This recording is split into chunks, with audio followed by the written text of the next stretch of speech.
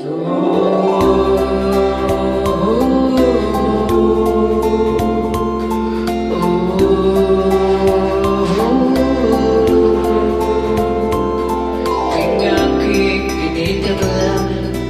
ngayon'y lumadami, di ko malaman kung kulang sa tamis.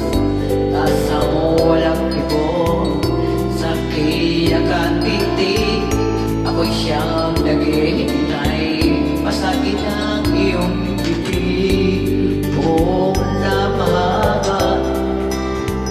Iniingat-ingat mo noong isang linggo, pinaputulan mo ito.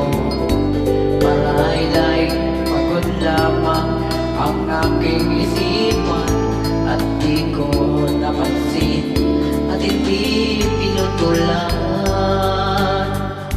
Huwag